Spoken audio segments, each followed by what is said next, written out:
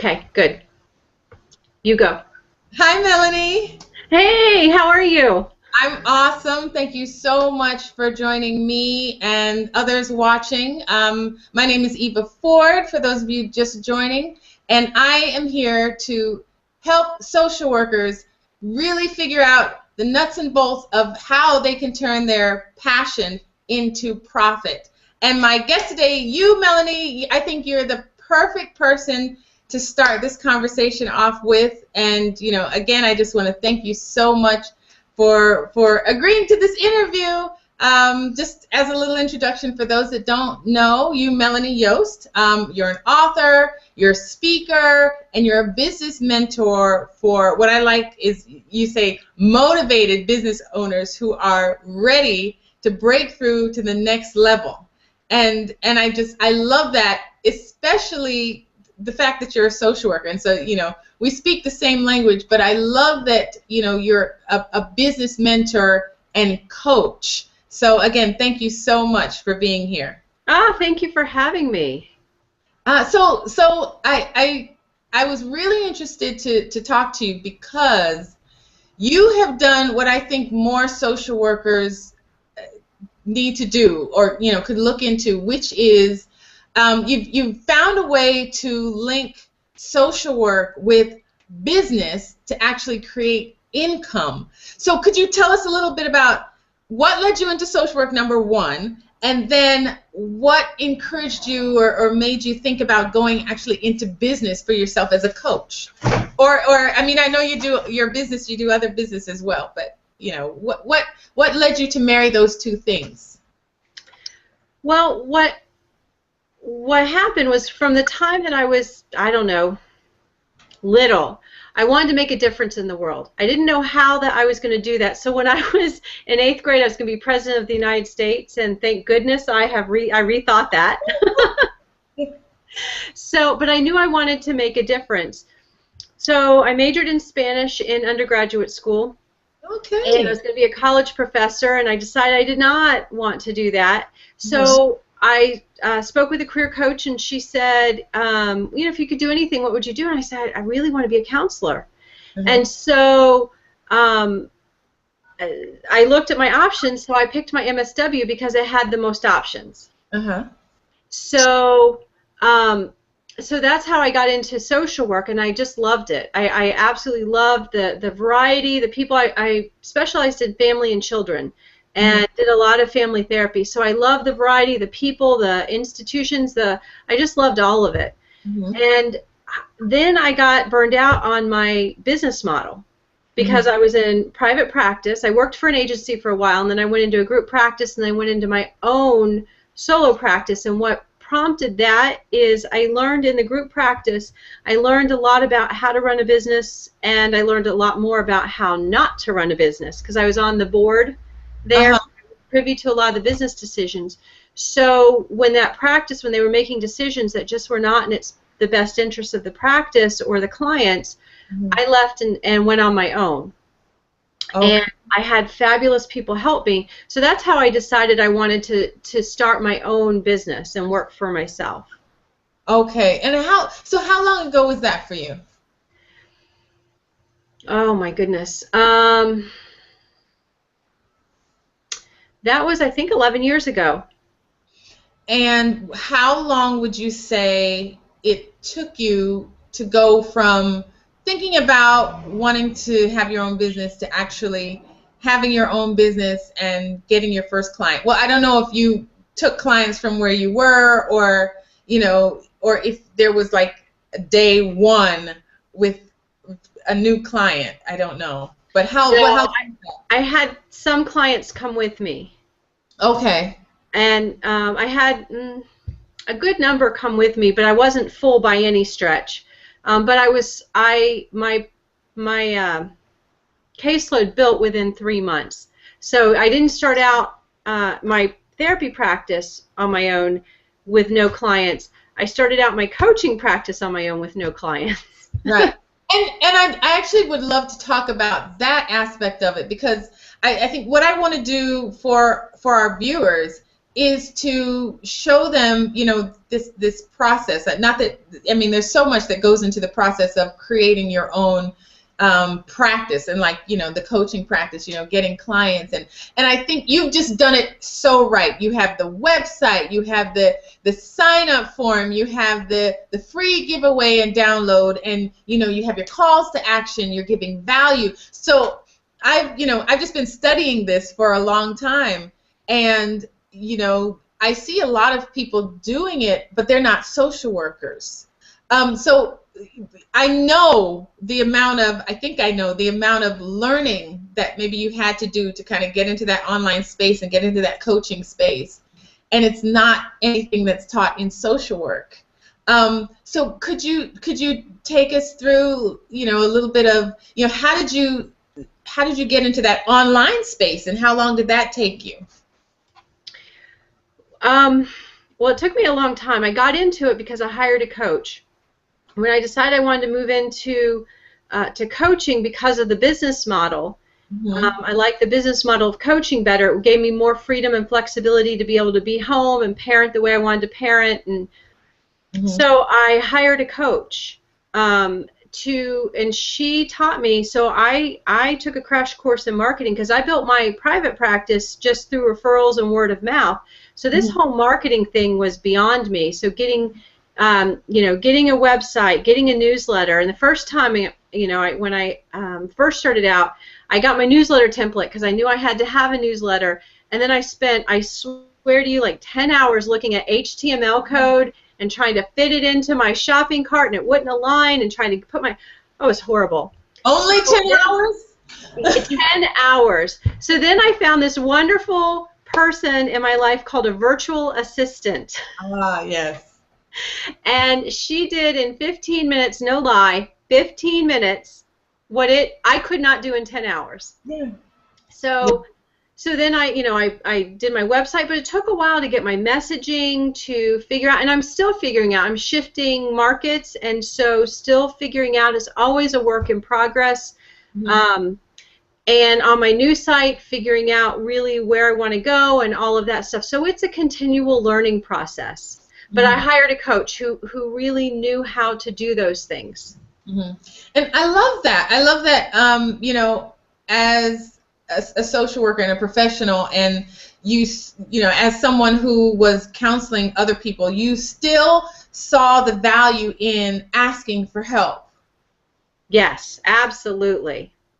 And I think a lot of us, I don't know that we do that enough in our profession, or maybe we'll ask for help from other social workers, but we don't necessarily go outside of our profession to always learn new skills in that way. I don't know. What do you think about that? I agree. And I think that a lot of times therapists and social workers really stay within their community. But there aren't many who are branching out and going online and building their database, their email list, and learning how to communicate, and even knowing how to market or network. I had a vendor table at the Psychotherapy Networker, which is social workers and psychologists. I had forgotten, because I hadn't really been in an environment with a whole bunch of therapists gathered. I'd forgotten how, and I did this too as a therapist, I had business cards, but my business cards were solely for writing appointments on the back of them and giving to clients. I didn't know how to network. I didn't know how to develop my core message or talk about what I did, or I didn't know any of that. And I was reminded when I was in that environment, because very few people had business cards. They didn't know how to network. When I would ask who do they help or who's an ideal person for them, they had no idea. So I think it's very short-sighted. And when you're looking to build your business, and particularly an online presence, you have to find, just like we would say to a client, if they are struggling with an issue, they need to find someone who's really knowledgeable about that issue to help them. So, as a therapist, I wouldn't help somebody who was really struggling with severe eating disorder, because that's not my area of expertise. I would help them find someone who that is their area of expertise. Right. I think I want to promote you to every social worker because I think everybody needs to, all of us as social workers, therapists, counselors, psychologists, psychotherapists. I agree. That's one of the things that we're missing. And I think a lot of times, people say, oh, there's a stigma against counseling and things. I think it's because we haven't done enough to kind of market ourselves out of that or market ourselves differently. And you, as a business coach and as a social worker, you understand the dynamic of why that is, where we are as social workers and also where others are outside of our profession who need our help. You understand the language that they understand. And we're speaking our own language. We're not speaking their language to be able to attract them. And they need us. We want them, but we don't have that skill. So I think what you're doing is so important. I think we all need you. Well, thank you. I really do. So could you talk to us a little bit about, because you said that you got a coach and your coach helped you with some of the things. Could you talk to us a little bit about what type of new learning did you have to obtain? Wow. Well, like I said, I hired a virtual assistant, so she did a lot of the back end stuff, the technological stuff that I'm not familiar with. But I had to learn there are systems and processes for developing a freebie and getting that up, and then there's autoresponder sequences, and then content, and there's all of that plus the core. What? Packaging. Yes. All of that packaging, and that there's just so much of that stuff. But you know what the biggest issue for me was? Was mindset. I had to wrap my mind around it. I had to get out of my habit and my safe zone of clients calling me, and I had to learn how to sell my services, sell myself, and that sounds horrible. But I said for a long time, as a therapist, if I could sell people on the idea of doing deep, emotionally painful work and looking at really scary stuff, I could sell anything. Right. And yet selling myself was really hard. And so I had to be comfortable putting myself out there, and I had to redevelop my internal identity. Who did I see myself as, and how did I see myself, and all of that stuff. That was a long process, and I got in my way very, very regularly. So you're telling me I'm not abnormal then? Oh, absolutely not. That's strangely comforting. So how did you move out of that space? Because I signed up for your Awaken Your Entrepreneur course, the free, I think it's 8 lessons. Mm-hmm. And you're very confident, very knowledgeable, and you did some things even, off the top of your head, and you have the information. So it's even though I'm hearing you now say you had to learn that, from that learning process to where you are now, I wouldn't know that. So how long did that take you, and what was your did your coach help you with that as well? Did you just kind of look at yourself in the mirror every day and say, I'm smart enough, I'm good enough, or what was your process in getting to where you are? Well, my coach did help me a lot, and sometimes it was tough love. I mean, I remember one time she said, because getting new clients when they're not referral, it's just a numbers game. So yes. She said to me in one call, we spoke twice a month, she said, do not call me next time unless you have invited 200 people to speak with you. Yeah, that was my face. So, and she said, and if you have not done that, do not bother to call me. So that was tough love. So I was angry. I was angry when I hung up, and I did it. I invited 200 people to speak with me, to have an initial consultation or a sales conversation with me. My mind is blown right now. I can't even imagine that. Which is bringing up some issues for me, obviously. I hope our viewers aren't as taken aback as I am. Wow, that's amazing. Well, but it was a challenge. But you know what? It's not it's a challenge that most therapists would give to a client. Not that particular one, but they would ask them to do something that's really hard for themselves, or a stretch, or outside their comfort zone. So if we're going to prescribe it for other people, we got to be willing to do it. I believe in that. You're absolutely right. In theory. No. You're absolutely right. You're absolutely right. And I think, that mindset issue is probably, most of us probably have that same issue. So, thank you for bringing that up. There's a book called Lean In, and that's very popular now, and it talks about especially women and how, it's really for us to raise our hands and to step up and to, change our mindsets about what we can do and kind of our worth. And I think that what you just said speaks to that as well. So that's such a great lesson. Thank you so much. So I guess what I also would want to know then is what have been your kind of aha moments on this journey from a clinician in the traditional sense to now an entrepreneur and a coach? Have you had any kind of like aha moments or any big milestones that you can definitely identify that, I was here, and then I was here, and then I moved here? Wow. There have been a lot of them. Mm-hmm. I'm getting ready to start a local TV show. Doing a regular, it's on our local public access. Great. And even 6 months ago, the thought of that made me want to throw up. So now I'm really excited about doing that. It still scares me. Yeah.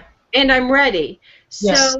So it's a continual learning and really just stepping up into what I want to do. I have, like you, you have a very large message, and you have a very big mission, and you want to reach as many people as possible. I want to reach as many people as possible, so me staying in my comfort zone is not going to help the people who I know I can help. Right. Good. That's amazing, and congratulations for that. I hope we'll be able to see them. Even though you said it's local, maybe they'll have some online or something. I think whatever it is, if you're doing it, I'm there. Absolutely. Okay, so I know our time is going. I had but I did have the last couple things I wanted to ask you are, if we were to look at your bookshelf or maybe listen to your MP3 player or kind of peek into your resource cabinet, as it were, who would we see or what would we find? Oh gosh, I have a stack of books on my nightstand and bookshelves full of books. I love books. So I love, have you read The Big Leap? I haven't. I've heard about it.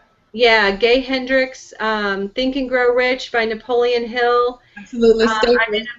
I'm in a mastermind group, and we're currently doing The Science of Getting Rich by Wallace Wattles. Absolutely. I've got those kinds of books. Conscious Capitalism, Firestarter Sessions. Yes, Danielle Laporte. Yes. Right. Yeah. Plus, I have, looking up here, I've got bookshelves up here. So the Abraham Hicks stuff. Yay! You're an Abraham Hicks girl. Yes. Plus, I have lots of stuff on natural health and healing. So I've got a whole bunch of stuff. Awesome. Those are great resources, and 99% of them I know, I've read, I follow. So good stuff. One of the things I mentioned to you yesterday when we talked that I really appreciate about you is that you don't just approach business or this work from an outside view, but you're also very aware of the inner game and of the spiritual component of Yes. things. Could you tell us about that and why that is so important for success, whatever success means to people? Well, I really love that you said whatever success means because, so I want to say this first. Success is however you define success is really important, and don't let anyone else define success for you. Because there are lots of people out there that will tell you unless you're making 6 figures or 7 figures, you're playing too small. And I've met plenty of people, particularly social workers or healers, who material stuff doesn't really matter to them. They just want to be able to support themselves and live a good life and help lots of people. So that to them is success. So I wanted to say that. So thank you. Right. And then the other thing is that, yes, our energy, how we show up and how we do anything affects the people around us and affects our outcomes. So if your internal mind is going, I can't do this, I hate this, networking is terrible, building a website is horrible, if you're talking about that, or I don't know how to sell, or I don't know how to get clients, where am I going to get clients? That's affecting your energy, and that affects how you're showing up in your conversations, and it affects how people are going to respond to you. Mm-hmm. And a lot of times on an unconscious, we're not even aware of it. Absolutely. We're all the time reading each other's energy, whether we realize or not. So if you're having a conversation with somebody, if you're really desperate for a client, or you're really unsure, or here, let me tell you a story. Mm-hmm. So I have a very dear friend, and she's a great salesperson. She's very successful in business and just a really brilliant salesperson. And I had connected her with a colleague of mine to help, and she said, the colleague is really, really great at what she does. She specialized in a certain thing, very confident, but as soon as it came time to ask for the sale, to present her services to my friend, she got very insecure. And that was very disconcerting to my friend because she's a salesperson. So how she interpreted that, or how she could have interpreted that, is that this person doesn't know what she's doing. Right. And she said the only reason she went on and hired her is because she was a referral from me and she trusts me. Yes.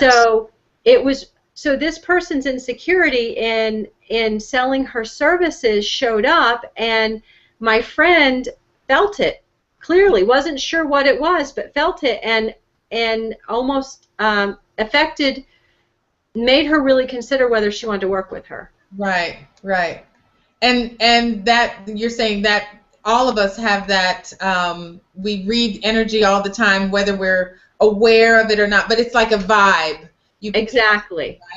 Mm-hmm. Yeah. Have you ever met someone or spoken to somebody and what they're saying sounds really good, but you just get this feeling like, this doesn't feel right? Mm-hmm. Absolutely. Absolutely.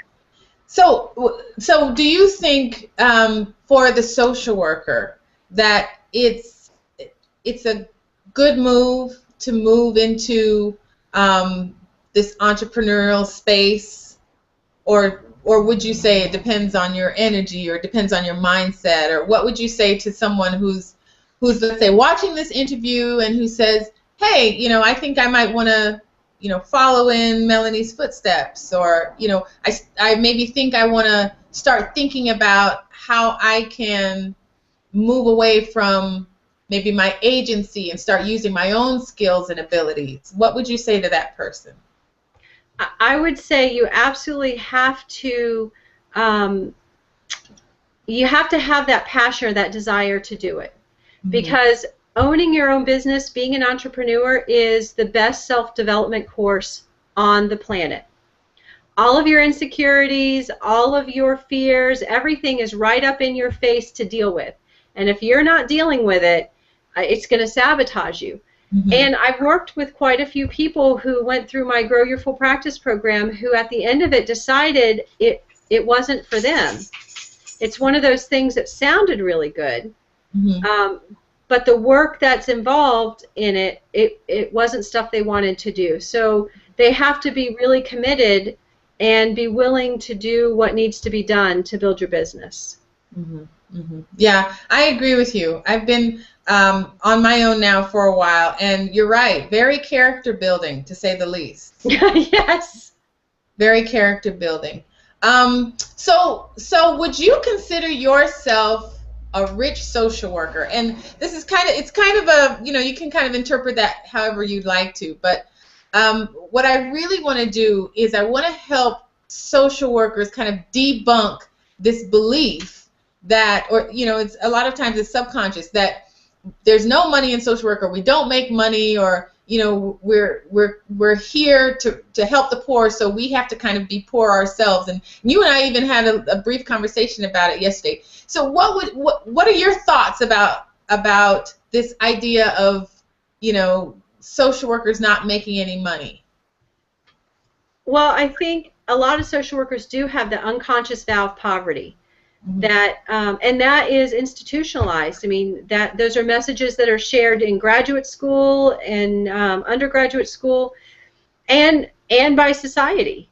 And so it almost seems sinful. I'll do my little air quote, sinful, to make a lot of money as a social worker. Mm-hmm. So you have to get over that unconscious vow of poverty and to understand that when you're struggling, that affects your ability to help other people. A lot of your energy is going towards worry about making your own financial ends meet. And so when you can support yourself and you can earn a good living, you can help more people, and you can be much more generous with your time and your energy and your money. And so are you saying that it is possible for a social worker or a helper or a healer to be able to make money that frees them to help more people? Yes, absolutely. Ah, thank you. There, you said it. You said it. That means that's it, and great. That's really what I want to get across to as many people as possible, that social work doesn't equal poverty, and there are ways that maybe a lot of us have not explored or have not even thought about to maximize our skills, our talents, our abilities to not only help more people, but be more financially satisfied for ourselves. So thank you so much for affirming that. Oh, you're very welcome, and I love your mission. I love the way in which you want to change the world.